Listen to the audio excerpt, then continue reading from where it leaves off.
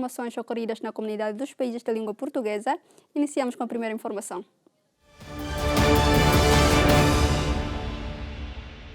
Maria Alcatira informou o primeiro-ministro timorense da cessação definitiva de funções no final deste mês por mostrar-se descontente com a alteração à lei de criação da região. Sobre a mudança aprovada pela maioria do governo, Alcatira afirma não se rever neste quadro político e, por isso, deixa o cargo em nome dos seus princípios pessoas. Maria Alcatira explica na carta que tomou a decisão de não continuar em funções para um segundo mandato. A sua decisão deve-se à alteração na forma como o presidente regional é nomeado. O anúncio de Maria Alcatira ocorre numa altura em que o governo ainda não anunciou se pretendia ou não reconduzir o líder da oposição no cargo. Recorde-se que esta opção tem sido rejeitada pelos partidos da coligação do Executivo. Vários nomes para suceder Alcatira têm sido falados nos últimos meses. No entanto, não houve ainda qualquer proposta formal para quem sucederá a Alcatira. A maioria do governo no Parlamento aprovou, na semana passada, polêmicas alterações à lei que criou a RAIOA. Durante o plenário, a Fretilin decidiu abandonar o trabalho. As alterações aprovadas por 34 votos a favor e 0 contra visam retirar o presidente da República do processo de nomeação do responsável regional. A emenda, que tem agora de ser promulgada pelo chefe de Estado, Francisco Guterres Luolo, impede o presidente de bloquear qualquer tentativa de substituir o atual responsável regional. Em comunicado, Fretilin explica que decidiu abandonar o debate por considerar que a coligação do governo tem tratado esta lei apenas com urgência. O maior partido da oposição alega que não foram realizados diálogos e audiências públicas. A alteração a esta legislação terá que ser promulgada pelo Presidente da República. Assim, em caso de voto, basta um voto de confirmação da maioria para obrigar o chefe de Estado a aprová-la. No início deste mês, Alcatira já tinha dito à Lusa que se esta lei entrar em vigor, o projeto da região passaria a ser apenas de alguns setores políticos. Recorde-se que Alcatira foi nomeado para um mandato de 5 anos em 2014 pelo então chefe de Estado Taur Matanruac. Docentes de 11 universidades privadas timorenses acreditadas vão, a partir desta segunda-feira, frequentar uma formação em língua portuguesa dos níveis A1 e A2. Esta segunda-feira, os docentes de 11 universidades privadas timorenses acreditadas vão frequentar o curso de língua portuguesa. O Ministério prevê que de 2019 a 2023, 600 docentes estejam capacitados na área da língua portuguesa. O ministro do Ensino Superior, Ciência e Cultura, Longuinhos dos Santos, falava após a cerimônia do lançamento do curso de língua portuguesa no edifício do Ministério do Ensino Superior, Ciência e Cultura. É responsabilidade de todos os governos, dirigentes, docentes e estudantes cumprir o que está estabelecido na Constituição da República Democrática de Timor-Leste e na Lei de Bases da Educação, ou seja, utilizar as línguas oficiais no processo de ensino e aprendizagem.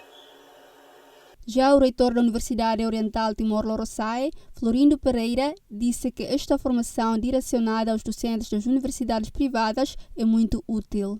Justifica o facto de o sistema de ensino nas escolas secundárias em Timor-Leste usarem o português no currículo. A universidade privada, incluindo a Universidade Oriental Timor-Leste, tem que preparar os seus professores docentes para ensinar em língua portuguesa, porque os nossos estudantes do ensino secundário que entram na universidade, eles usam a língua portuguesa. Por isso que os docentes também têm que estar preparados para participar deste ensino com o uso da língua portuguesa. Então, quando o Ministério do Ensino Superior tem um programa para capacitar os nossos docentes, especialmente para a língua portuguesa, nós estamos preparados. Por isso que a Universidade Oriental manda 100 e tal docentes para participar neste curso. Em relação aos formadores, 4 vêm de Portugal e 1 é timorense. Já o orçamento alocado para este projeto é de aproximadamente $70 mil. Este valor abrange não apenas os vencimentos, mas também todo o material destinado à formação. O Ministério prevê que os cursos dos níveis A1 e A2 terão uma duração de 5 horas por semana. O ministro das Relações Exteriores angolano afirmou que Angola está de corpo e alma na mobilidade na CPLP. Manuel Augusto espera fechar o acordo na cimeira de chefes de Estado e de governo de Luanda em julho de 2020. Os chefes da diplomacia da CPLP mandataram uma comissão técnica para concluir até novembro um modelo final de integração comunitária e mobilidade. Sobre a mobilidade na CPLP, Manuel Augusto garantiu que Angola vai até onde tudo permitir. Este dossiê da mobilidade penso que será fechado em Angola. Tudo leva a crer que com as nuances que foram admitidas no consenso alcançado, estaremos em condições de dizer aos chefes de Estado em julho de 2020 que cumprimos o mandato. Nós já estamos no processo de preparação.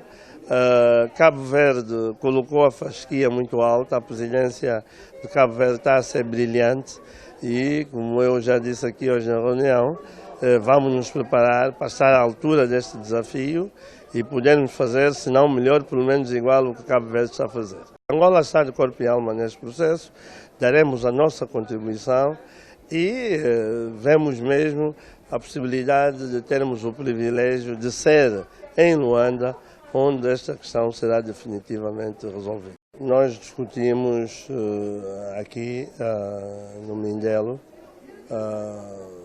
na sequência de discussões já anteriores, nomeadamente de discussões técnicas ao nível dos nossos responsáveis da área de imigração e ordem interna, e entendemos que estavam criadas as condições para se dar mais um passo. Isto é, o que foi decidido aqui no Mindelo resulta de um consenso absoluto sobre a necessidade de evoluirmos na mobilidade. Isto é, de conformarmos, do ponto de vista formal, a mobilidade, porque ela se faz de qualquer maneira. E uma das formas de evitar fatores negativos, nomeadamente as redes de tráfico, é haver um quadro legal assumido pelos governos que permita que essa mobilidade tenha lugar. O que é importante aqui destacar é que naquilo que acordamos há suficiente flexibilidade para que cada país ajuste o futuro acordo à sua realidade, às suas preocupações e os seus objetivos. Nós vamos até onde tudo permitir. Nós somos apologistas da livre circulação de pessoas e bens. Pensamos que, e no âmbito de uma comunidade, só pode ser positivo. Naturalmente que, como qualquer Estado, medidas devem ser tomadas para que esta abertura não resulte em fenómenos negativos. Mas essas são medidas que têm de ser tomadas. Depois, não são impeditivas de um acordo que dê, de facto, margens para cada um dos países possa tirar vantagens deste entendimento. Já o ministro dos Negócios Estrangeiros de Cabo Verde, Luís Tavares, defendeu que um eventual entendimento mostrará ao mundo que aquela comunidade sabe cooperar e partilhar. Quando falamos da mobilidade na CPLP, não estamos a falar apenas de mobilidade, mas fundamentalmente de coisas que ela potencia, dando escala e criando novas sinergias do mercado, na ciência, nas tecnologias e na cultura, gerando novas oportunidades. E desta forma a nossa comunidade ganha em dimensão e importância, pois dizemos ao mundo que somos nações soberanas, sim, sem sombra de dúvidas, mas uma verdadeira comunidade que sabe cooperar, concertar-se e partilhar, juntando forças para criar uma dinâmica que potencie as nossas possibilidades de desenvolvimento. Nós estamos a dar, na medida do possível, uma contribuição para projetarmos a nossa comunidade para um patamar em que conta mais os cidadãos, os homens de cultura, os empresários, os cientistas, os investigadores, os docentes, os estudantes, mas também o funcionário público, o empregado comercial, enfim, os cidadãos anónimos de todos os nossos países, pois são eles não só a razão de ser das nossas ações, mas também porque são eles os verdadeiros construtores do presente e do futuro. Cabo Verde assume atualmente a sua presidência rotativa da CPLP e apresentou um modelo de integração comunitária. Este documento prevê estadias até 30 dias no espaço da comunidade isentas de vistos de curtas temporada para profissionais, investigadores e outros. Esta proposta já foi aprovada anteriormente pelos ministros da Administração Interna da CPLP. Os chefes da diplomacia da CPLP congratularam-se com os desenvolvimentos do processo eleitoral na Guiné-Bissau e com a entrada em funções do novo governo que prometeram apoiar. Sim, obviamente, a questão da Guiné-Bissau todos os ministros pronunciaram-se sobre as eleições que tiveram lugar no dia 10 de março na Guiné-Bissau, a forma pacífica como as eleições foram realizadas e, sobretudo, nós vamos trabalhar com a nossa colega ministra dos Negócios Estrangeiros da Guiné-Bissau para a consolidação da paz e, sobretudo, para que o ciclo político que foi definido seja concluído da melhor forma possível com as eleições presidenciais previstas para o dia 24 de novembro na Guiné-Bissau. Mas acredito que estamos no bom caminho. Há um movimento de solidariedade muito grande dos Estados-membros da CPLP em relação a este país irmão, que é a Guiné-Bissau. Vamos continuar a trabalhar, como disse, todos com a Sra. Ministra e com o Governo da Guiné-Bissau para que haja paz, estabilidade e progresso. Os chefes da diplomacia da CPLP reconheceram o empenho da Guiné Equatorial no processo de integração na organização. Entretanto, continuam a aguardar a abolição da pena de morte no país.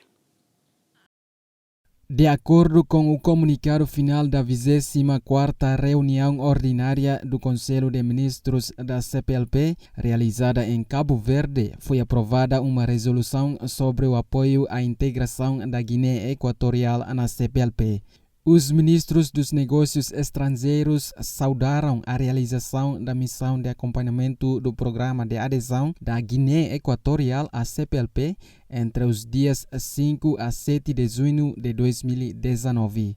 Guiné Equatorial, sim, houve uma missão há poucas semanas, chefiada pelo embaixador de Cabo Verde, José Luís Monteiro.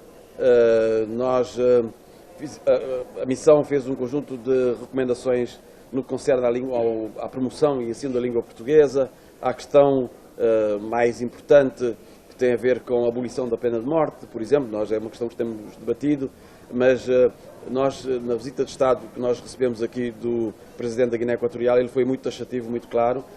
A proposta de abolição, em termos legais, já foi entregue ao Parlamento da Guiné Equatorial. Acreditamos que até o final do ano haverá uma decisão definitiva em relação a esta questão, ou seja, a abolição mesmo da pena de morte na Guiné Equatorial. A entrada da Guiné Equatorial foi um processo polêmico porque o governo de Malabo é acusado de violações de direitos humanos e de desrespeito dos direitos da oposição.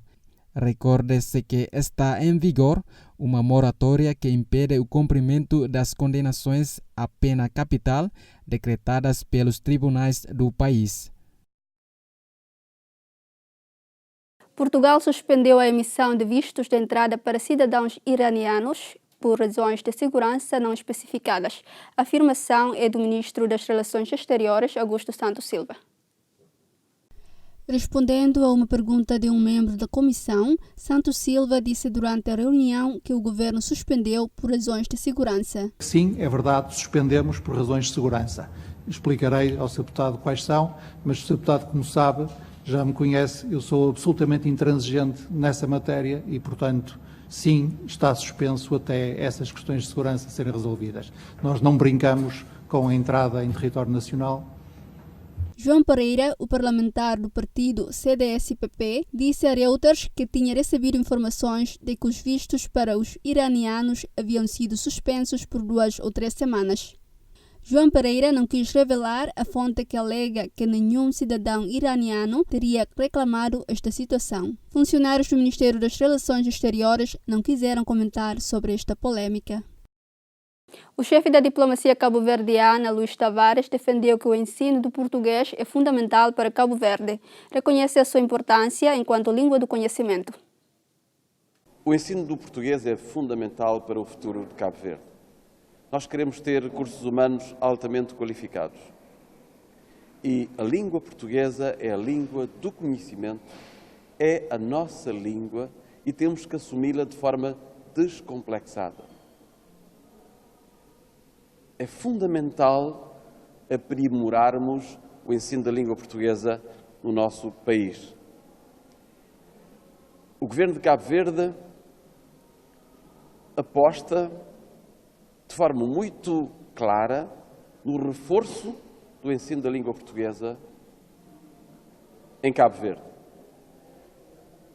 Quero aqui, em nome do Governo de Cabo Verde, dizer ao Instituto Camões, aqui tão bem representado por várias personalidades, que queremos convosco trabalhar de mãos dadas para melhorarmos o ensino da língua portuguesa no nosso país. É muito importante para o nosso desenvolvimento cultivarmos e falarmos bem o português. Repito, é a língua do conhecimento. Nós falamos português há mais de 500 anos em Cabo Verde. Falamos crioulo há mais de 500 anos em Cabo Verde. Português é a língua do conhecimento, não se esqueçamos disso. E nós, enquanto governantes, devemos tudo fazer para promover o ensino da língua portuguesa e termos jovens cabo-verdianas e cabo-verdianos muito bem formados para podermos se integrarmos no mundo enquanto país. E a língua portuguesa não é a língua só de Portugal. Ela é tão portuguesa de Portugal como de Cabo Verde, de todos os cabo-verdianos, como de todos os outros países da CPLP. Mas se há um país no mundo que pode reivindicar a língua portuguesa com propriedade, este país é Cabo Verde. O Centro Materno-Infantil do Norte realizou uma cirurgia inovadora e invasiva no tratamento de malformações uterinas e vaginais. Foi criada uma neovasina que permite aos jovens poderão ter uma vida sexual futura. O Centro Materno-Infantil do Norte está a realizar uma cirurgia inovadora e minimamente invasiva no tratamento de malformações uterinas e vaginais que corrigem um problema que atinge uma em cada 4.500 mulheres. O síndrome de Mayer-Rotikansky-Kusterhauser provoca uma malformação congénita do aparelho reprodutor feminino e traduz-se na ausência de vagina ou encurtamento do canal vaginal. Apenas é detectado no exame ginecológico ou muitas vezes até quando estas jovens tentam iniciar a sua vida sexual. Estamos a falar de um quadro que afeta a autoestima e a qualidade de vida destas jovens mulheres. A nova técnica cirúrgica dura cerca de 1 hora em operatório e recorre a uma abordagem minimamente invasiva. É criado um molde de canal vaginal revestido a estrogênio, uma hormona que permite a criação de uma vagina saudável. A operação é recomendada a partir da idade adulta. Tão importante como o procedimento cirúrgico em si é depois o seguimento destas doentes. Por isso é que está recomendado que sejam tratadas a partir dos 18 anos, dos 19 anos, quando têm uma maturidade não só física, mas também uma maturidade psicossexual, porque é muito importante que cumpram um programa que será por nós indicado no pós-operatório e depois também a nível do início da sua vida sexual. Para já a técnica foi aplicada em Portugal em 3 mulheres. O problema é normalmente detectado no início da puberdade. Eu e os meus pais nós começamos a achar estranho porque vinha uma falta da menstruação e eu tinha 12 anos quando isso aconteceu, portanto já são alguns anos. E na altura a opção que me deram para resolver este problema foi completamente diferente daquilo que o Dr. Helder fez e sinceramente acho que aquilo que ele fez teve muito melhor resultado do que aquilo que ia ser feito. A cirurgia foi um bocado complexa, um bocado mesmo, porque aquele ter um aparelho na barriga, depois ter um dilatador e tudo, não sei o que, não foi fácil, mas a recuperação está a correr muito bem e a cirurgia também correu super bem e eu estou muito feliz e muito contente mesmo. O próximo passo do Centro Materno-Infantil do Norte é promover a colaboração com outros centros de referência internacionais e desenvolver um centro cirúrgico diferenciado para o tratamento destas malformações uterinas. A ministra da Saúde, Marta Temido, elogiou o percurso dos profissionais portugueses ao longo de 5 décadas. Este trajeto permitiu que Portugal seja hoje um país que também salva vidas por conta da técnica de transplante. Segundo dados oficiais, a transplantação de órgãos em Portugal aumentou no primeiro semestre do ano em cerca de 2%, com mais 10 transplantes do que em igual período de 2018. Sublinhar é, por um lado, o percurso e o esforço que ao longo de 5 décadas vários profissionais portugueses tiveram no sentido de permitir que Portugal também seja hoje um país onde nos orgulhamos de poder salvar vidas por conta desta técnica de transplante. Mas também dizer que hoje em dia, como sabem, a circunstância de termos um sistema de saúde que responde cada vez melhor àquilo que são acidentes e circunstâncias inevitáveis,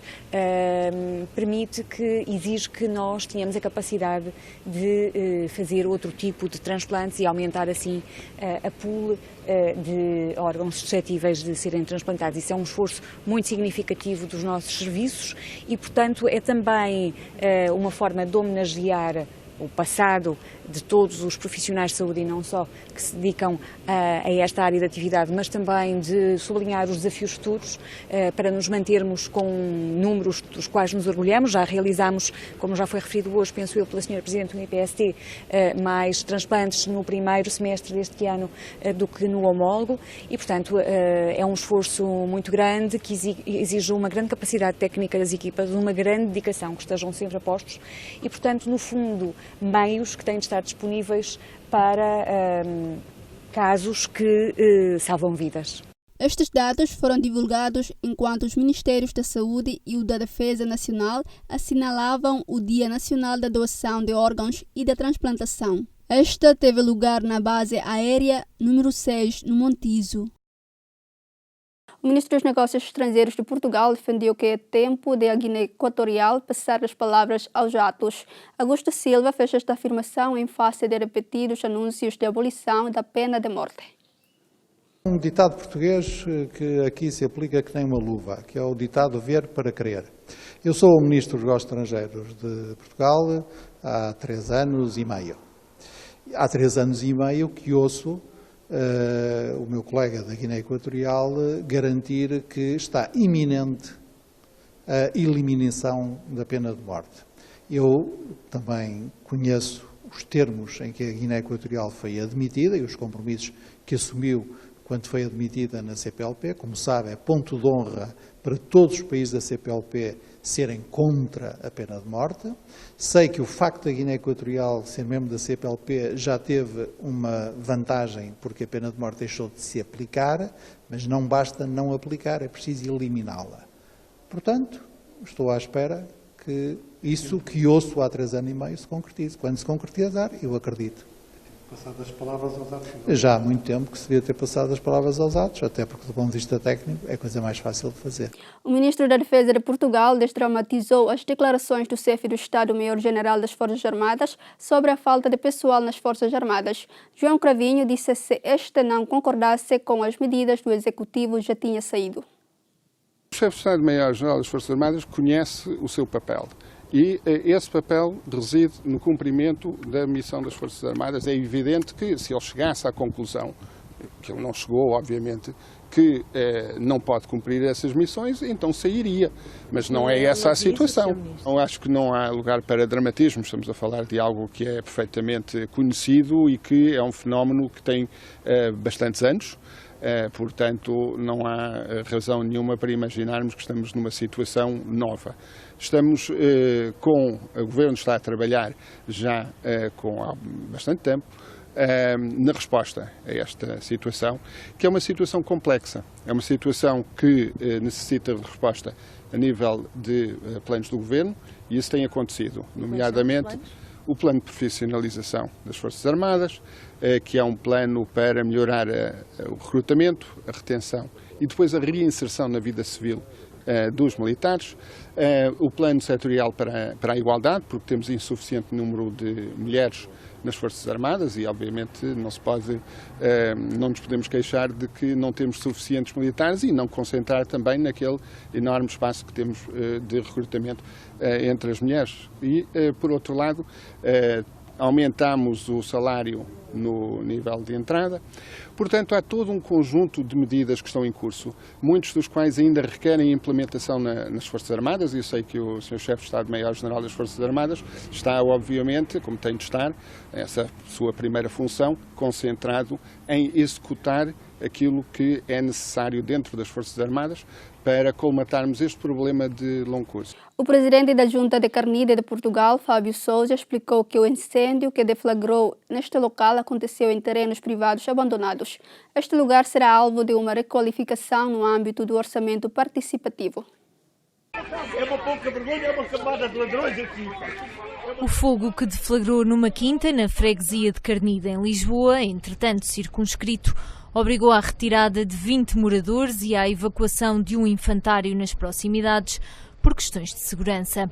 A população, na sua maioria idosa, criticou a falta de rapidez dos bombeiros, afirmando estar esquecida pelas autoridades.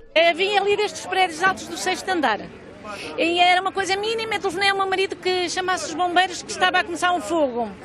Veio só um carro dos bombeiros, entretanto foram lá para cima, só que o vento virou para aqui e depois até viram os outros. Quando deram conta, já o pombal e tudo, já estava o fogo dentro do pombal e já não havia nada a fazer. Aqui é uma pouca vergonha, menina, há de ser toda a vida, porque isto, os matos não se limpam nem por trás, nem para frente, as pessoas pagam os seus impostos, eu pago os meus impostos, pago a minha renda, pago tudo em dia. Acontece que ninguém liga a isto. Aqui a preocupação de Carnide Velho é em Mel e acho que não há necessidade. E aqui à frente, como vocês depois filmarem ali, é outro barril de pólvora que temos aqui. É outro barril de pólvora, porque aqui ninguém limpa nada. Às críticas juntou-se o presidente da Junta de Freguesia de Carnide, que explicou que o fogo deflagrou em terrenos privados abandonados, para onde está prevista uma requalificação no âmbito do orçamento participativo desde 2014. Todos os anos acontecem problemas e, portanto, daí os nossos alertas constantes à Câmara Municipal para que notifique os proprietários ou então que implemente os orçamentos participativos que foram ganhos pela população em 2014, ou seja, reordenamento do estacionamento, criação de melhores acessos, por exemplo, grande parte destas ruas nem sequer têm bocas de incêndio, portanto, ou são insuficientes. Portanto, estamos num perigo constante. Questionado sobre os avisos que a Câmara Municipal de Lisboa fez aos moradores para limparem os seus terrenos, o vereador da Proteção Civil respondeu, realçando a prontidão dos bombeiros. A primeira prioridade perante uma situação de emergência é salvaguardar em primeiro lugar as pessoas. Foi isso que fizemos. Há um equipamento escolar e, portanto, salvaguardar as crianças, os adultos e os idosos, e foi isso que aconteceu aqui nas imediações. A nossa preocupação neste momento não é investigar se devia ou se não devia estar limpo, salvaguardar as pessoas e fazer um ataque dos bombeiros para circunscrever. O incêndio, que mobilizou 61 operacionais apoiados por 18 veículos, levou a que uma moradora fosse transportada para o Hospital de Santa Maria por precaução e um idoso com mobilidade reduzida ficasse na Junta de Freguesia de Carnide. Vários animais, nomeadamente que estavam nos terrenos privados, foram também retirados. Em Portugal, a erosão costeira que afeta as praias a sul da Figueira da Foz é um problema mais vasto. A erosão reside também na acumulação de areia no areal da cidade e que afeta a navegabilidade na Barra do Mondego. O Governo anunciou recentemente a transferência por dragagem de 3 milhões de metros cúbicos de areia de uma zona a norte do molho norte do Porto da Figueira da Foz, no mar, para combater a erosão das praias a sul. O projeto começa em 2020 e o Presidente da Câmara aplaude a iniciativa. A areia que é tirada do canal, que está mais no canal, que está mais na entrada do Porto, é colocada para abastecer as praias a sul. Todos ganhamos e resolvemos aqui um problema que foi causado pelo Porto, mas foi causado porque a atividade portuária da nossa cidade é extremamente importante. Este trabalho está aqui um projeto há 4, 5 anos. Mas é um trabalho para a vida. Isto vai ser um trabalho para o resto da nossa vida. Vai ser que ser um trabalho constante, mas acreditamos que, no mínimo, foi dado um passo incontornável e nesse sentido de haver aqui articulação dos vários ministérios e de todos os parceiros para resolver um problema que se resolve da maneira mais eficiente. Ninguém permite que se usem mal os dinheiros públicos e esta é uma situação em que ele é bem aplicado, é bem gerido. Para nós o importante é retirar a areia onde ela está mais e colocar onde ela faz falta. Relativamente ao modelo, seja por dragagens, seja por bypass, isso é algo que para nós não é o principal. Aquilo que nós queremos e que se façam os estudos necessários para isto ser feito o mais eficientemente possível.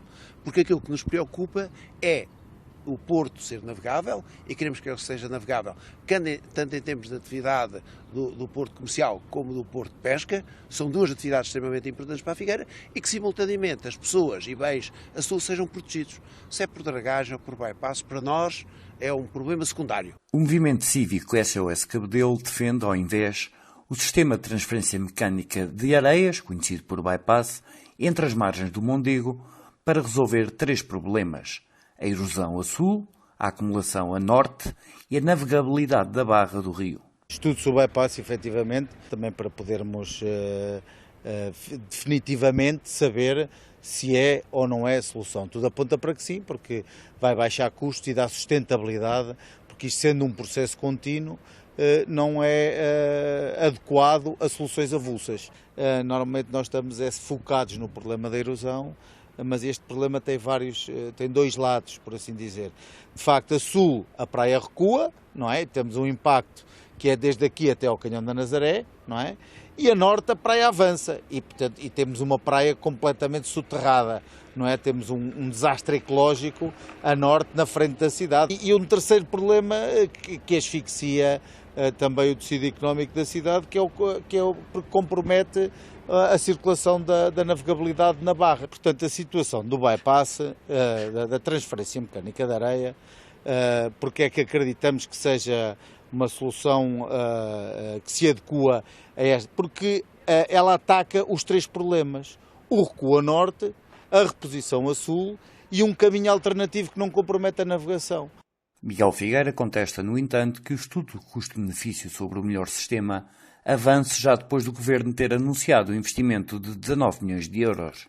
Lembra também que, em 2014, o Grupo de Trabalho Litoral preconizava 10 milhões de metros cúbicos e o recuo da praia e que os 3 milhões serão insuficientes. Isto parece-nos que é 2 vezes má despesa, não é? Porque estamos a pagar uma análise de custo-benefício depois de fazer o investimento. E depois de fazer o investimento, se calhar já não há dinheiro para pôr em prática as conclusões do estudo, não é? Portanto, mais uma vez, adiamos por 1 ou 2 anos um problema e temos o resto, e neste adiamento esgotamos a verba que nos permitiria garantir a sustentabilidade a longo prazo. E a ação que hoje o Governo quer levar por diante, esta dos 3 milhões, não garante sustentabilidade absolutamente nenhuma, isso não temos qualquer dúvida.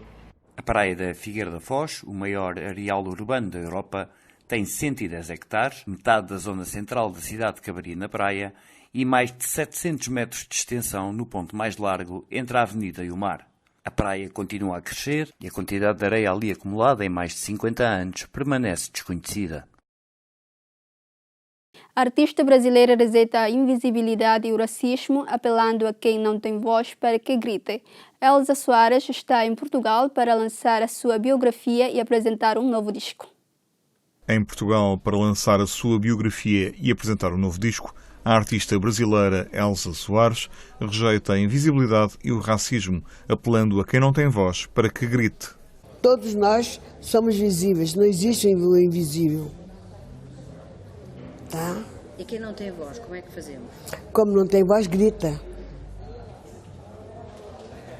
Como é que empoderamos essas pessoas, não é? Como eu vou para os palcos e grito. Através da educação, por exemplo? Através da educação, através da cultura. Eu acho que isso é muito importante. O povo querendo modifica. A voz do povo é a voz de Deus. Basta o povo dizer sim, tudo será assim. Que na minha época o povo ia para a rua. Hoje já vejo o povo mais escondido. Mas de repente ele vai para a rua.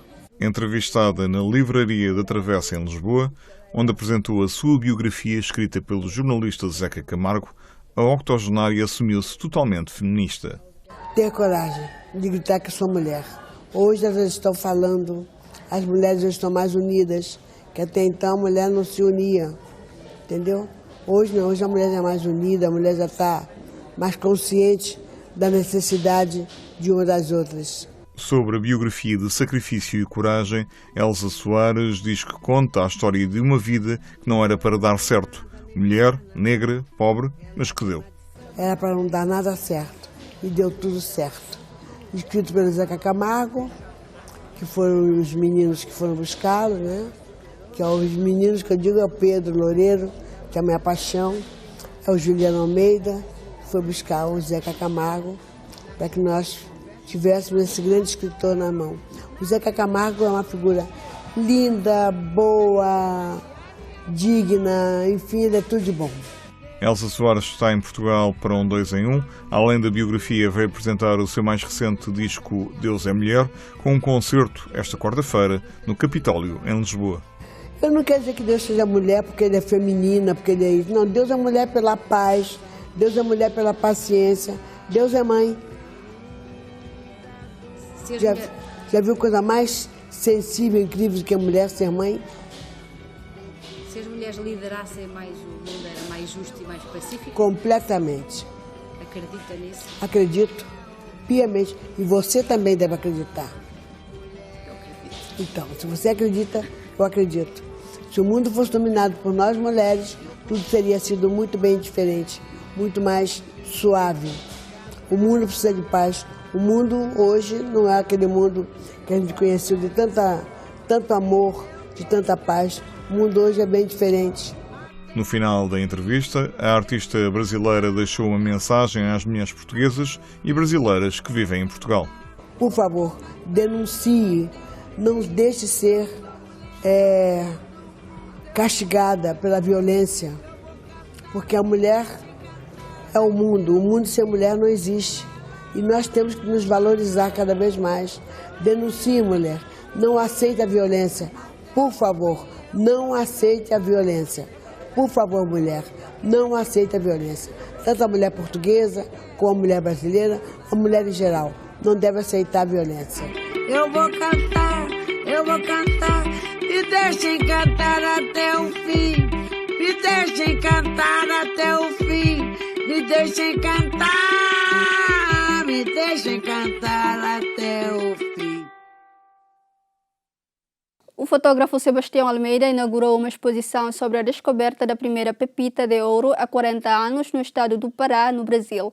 Mais tarde deu lugar à exploração mineira. Eu já tinha visto muitas imagens da Serra Pelada, eu já tinha visto filmes, já tinha visto fotografia. Achei que eu não ia encontrar nada de muito especial. Mas quando eu cheguei na beira daquela cratera, de uns 200 metros de profundidade, com aproximadamente 200, 300 metros de largura, uns 400, 500 metros de diâmetro, olha, eu tive um choque. Todos os pelos do meu corpo subiram, você entende? Eu nunca achei que eu viria uma cena daquela na minha vida. Vendo mais de 50 mil trabalhadores juntos, trabalhando, sem nenhum barulho de nenhuma máquina, só barulho de cavadeiras, de enxadas, de pás e o murmúrio daquelas pessoas. Eu tinha a impressão que eu estava escutando o murmúrio do ouro na alma daquelas pessoas. Para mim foi uma coisa assim, incrível, realmente incrível.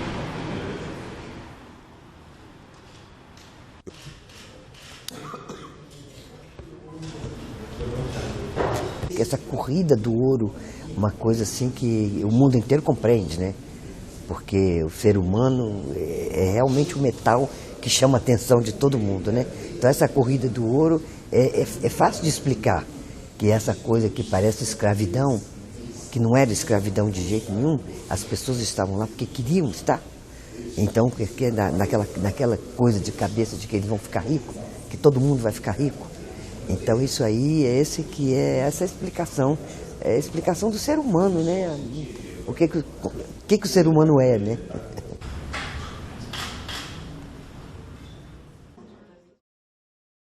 A artista brasileira Gisele Bertin considera que a tradição artística timorense precisa de um incentivo por parte dos elementos competentes para se desenvolver.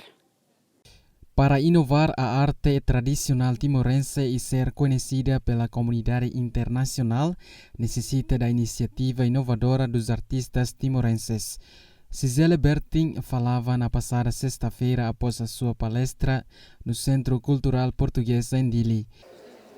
Uma das coisas essenciais que eu acredito que os países da língua portuguesa, mas no caso eu me refiro aqui graças à minha pesquisa ao Timor, é aceitar a história vivida e olhar para o futuro. Eu estou no momento desenvolvendo um projeto para o aniversário de 20 anos do Timor-Leste, de 20 anos de independência do Timor-Leste, Timor-Lorosa, que fala sobre justamente como os jovens da faixa etária de 20 anos veem o país do futuro, veem o Timor no futuro, o que eles almejam para esse país. E eu estou desenvolvendo uma série de aulas, de encontros, de reflexão, de debate, para incentivar eles a desenvolver esse pensamento e olhar para o futuro. Então, uma das coisas principais é o incentivo, é o convite para que outros artistas venham aqui se expressar, ensinar, compartilhar conhecimento, né? Os livros é um dos acessos principais, é uma das maneiras mais importantes de poder conhecer e desenvolver esses conhecimentos, sair apenas do virtual, que é um meio de busca excelente, mas que se precisa saber o que se busca para se adquirir conhecimento, né? Através da leitura dos livros a gente consegue descobrir coisas que a gente não tem acesso normalmente, que a gente nunca pensou descobrir.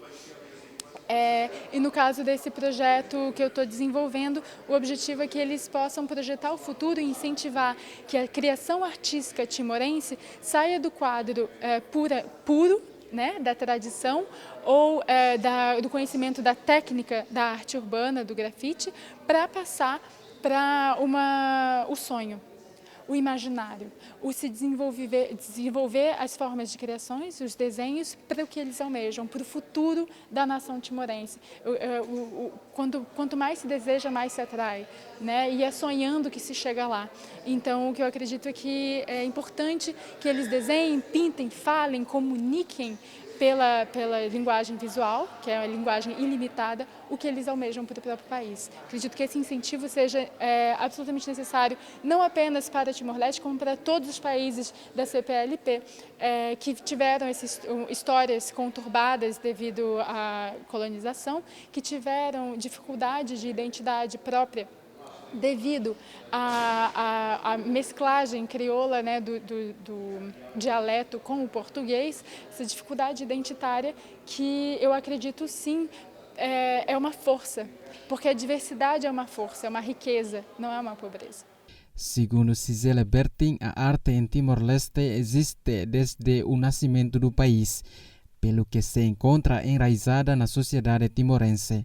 Destacou também a importância dos artistas timorenses continuarem a preservar e desenvolver a sua cultura. O Timor-Leste, a arte, na verdade, é algo que vem desde a tradição. Não é algo que se torna artístico. A essência artística é presente desde o momento que nós nascemos, desde o momento que nós nos entendemos como seres humanos. Né? Através do choro, a gente se expressa com gestual, se expressa com sons, através de desenhos a gente consegue comunicar sem ter que ter o conhecimento da palavra. Então, o Timor-Leste, como todos os outros países do mundo, não se tornam artísticos, eles são artísticos por natureza. E essa tradição, na verdade, esse é o meu convite que eu tenho feito nessa pesquisa, essa tradição precisa ser incentivada a ser inovada. Né? Os dois precisam andar juntos, não é porque se inova que se deixa a tradição. Os dois precisam ser desenvolvidos e incentivados juntos para o desenvolvimento e a imagem do país no exterior, a nível internacional. A artista mostrou-se esperançado de que, passados 20 anos do referendo, os jovens timorenses possam aproveitar a arte para fazer sobressair a identidade própria de Timor-Leste e, ao mesmo tempo, mostrar-se no panorama internacional. Foram as informações dadas nesta edição. Não se esqueçam de acompanhar o programa CPLP na GMN, às segundas e quintas, às 5 horas da tarde, e repetição às terças e sextas, à mesma hora. Até a próxima!